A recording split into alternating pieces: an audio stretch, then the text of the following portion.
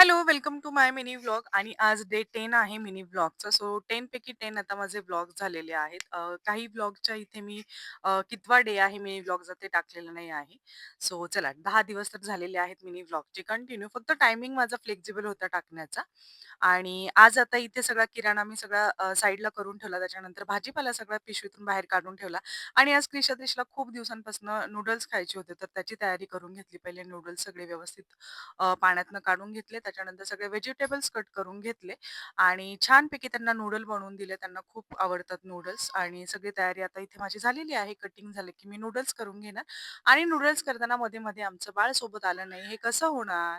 तर त्याला घेऊन त्याच्यासोबत खेळत-मिळत मी अशा छान अशा नूडल्स केल्या. त्याच्यानंतर आज होती अ, उंडी पौर्णिमा, तर हा त्या दिवशीचा व्लॉग आहे अर्धा.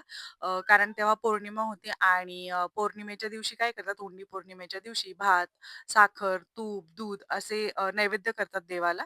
तर इथे मी ते सगळं करून घेतलं आणि 5 घरी आपण 5 प्रकारे असे उंडे देतो म्हणून त्याला उंडी पौर्णिमा म्हणतात आणि क्रिशा-त्रिशाला सोबत घेऊन मी असं 5 ठिकाणी ते नैवेद्य सॉरी उंडे नेऊन दिले आणि मग घरी आलो. जेवण वगैरे झालं आणि घरी येताना इतका सुंदर असा मी चंद्र कॅप्चर केलेला आहे. किती सुंदर दिसतोय बघा. पौर्णिमेचा हाच खरा अर्थ आहे.